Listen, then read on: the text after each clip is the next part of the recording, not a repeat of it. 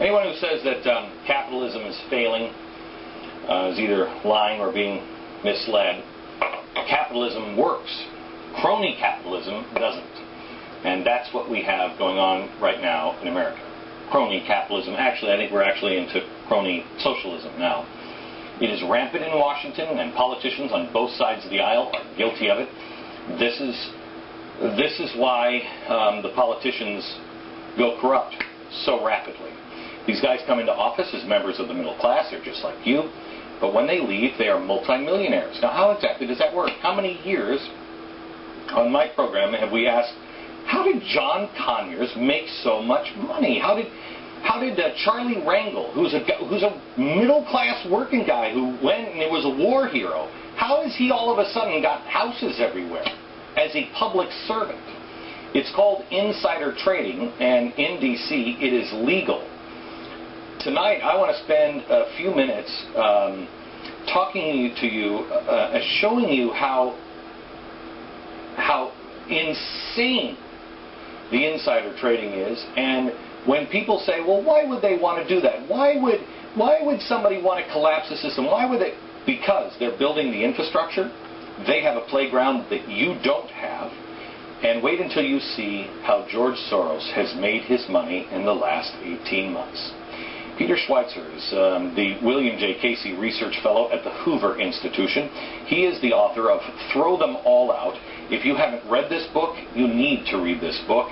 It is, it's amazing. I warn you, not good for your blood pressure. But it will show you that this is not a Democratic problem. It is on both sides. Hey, dude. Good to see you. Good to see you, Peter. Okay, so where do you want to start? You want to start with all of them, or do you want to start with Soros?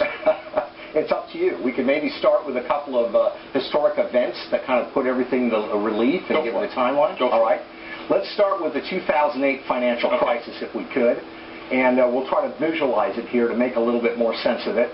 Going back in time to the financial crisis, people will recall that in mid-September there were concerns about where things might be going.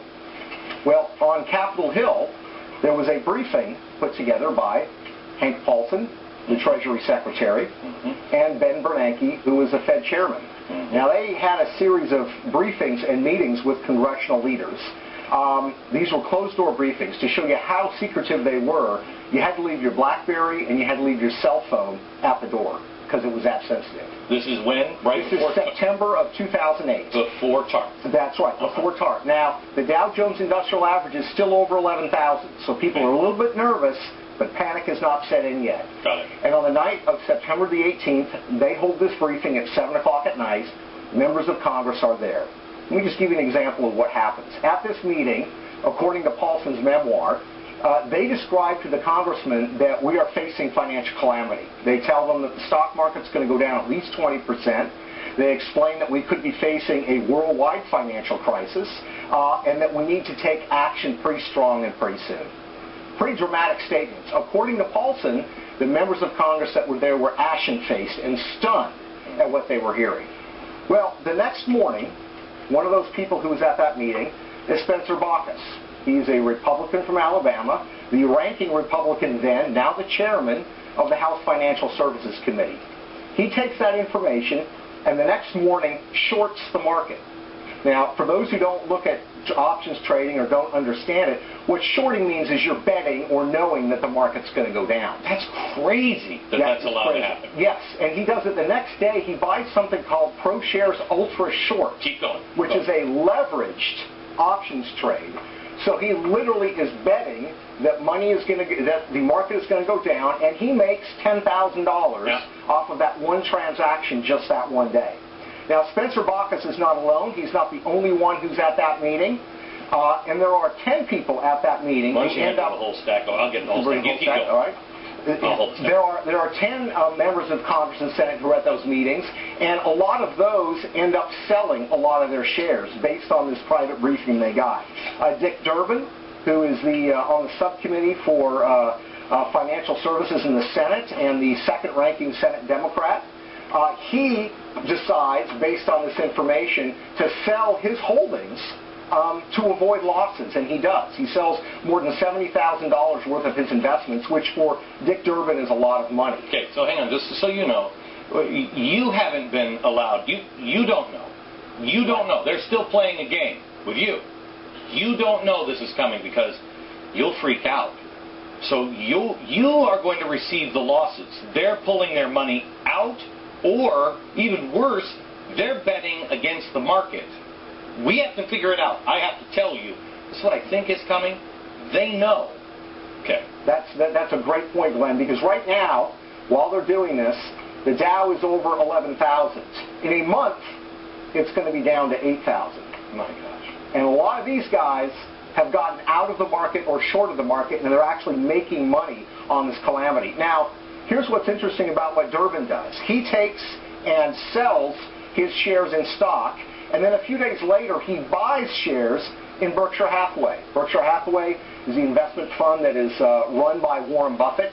This is an interesting purchase because he buys this on September the 21st. The next day, on September the 22nd, it's publicly announced that Berkshire Hathaway is buying a big stake in Goldman Sachs. And of course, Goldman Sachs gets a... Who did this?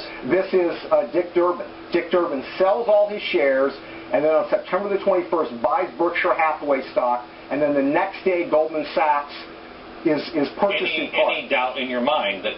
No. None whatsoever. And they get a 10% dividend. So he's made a great timed bet getting out of the market and then making the right decision in buying Berkshire Hathaway. Who would ever want to lose this job? You wouldn't want to. You would never want to lose this job because it's all legal. That's exactly right. Right. And this is why they stay in there and they never get out because... And then nobody ever stands against it because everybody else, they know I'm never going to change the law. That's right. I'm never going to get these guys to vote against any of this crap. Yeah. And everybody else is doing it. Who has the character? Can you name, is there one person that has the character that you have seen that is not playing this game? There are some members of Congress that out of principle don't trade stock. Michelle Bachmann does not trade stock, for example. Ron Paul is not an active or aggressive stock trader. There are people in both parties that don't do it. Good. But there's nothing illegal in doing I know. this. And here's what's frightening. There was a study done, Glenn, where they looked at 6,000 stock trades by senators. And what they found is the average corporate insider beats the market by 5% a year. That's pretty good. So in other words, somebody who's in the know, in the stock market. Exactly. They beat the market by 5%. Hedge funds, guys like Soros, the guys that make big bucks, they beat the market by 7 to 8% a year. United States senators beat the market by 12% a year. So either they're a lot more brilliant than we ever give them credit for, and we know that's not true. They're dumb as a box of rocks. So there's something fishy going on. Now, they weren't the only ones that did it. We had a gentleman named John Kerry, and his wife, of course, are very wealthy, also make some interesting well-timed trades. After the market drops, they buy shares in Citigroup in October. What's interesting about this is they buy them literally a couple of days before it's publicly announced that Citigroup is going to get $50 billion worth of bailout money. You can imagine what the stock of Citigroup did on that knowledge. And there were numerous other financial transactions. So when he bought it, it's all on the way down because everybody's like, I don't know what's going to survive. No, everybody's getting out of, what was Citigroup at a share? It was, at that point, I believe, down at about $8 a share. Holy cow. Yeah. When he bought it, it was 8. What did it go back up to? It doubled. It doubled after the Citigroup bailout. How's your 401k? Did you double your money? Did you double? Because he doubled his money. And there's the same thing with Bank of America. He did the same thing with Bank of America. So these are people that are designing the bailout, getting access to inside information, and they're buying into the banks that they are designing the bailout for. It's legalized bribery. Yes. The example would be, Glenn, is if we allowed professional athletes to bet on games in which they played. We never let them do that. But this is far worse than that, and it goes on all the time. Claire McCaskill does the same thing. She joins Senator Durbin in buying Berkshire Hathaway stock at a very well-timed case. So this just gives you a nutshell of what happened in 2008 during the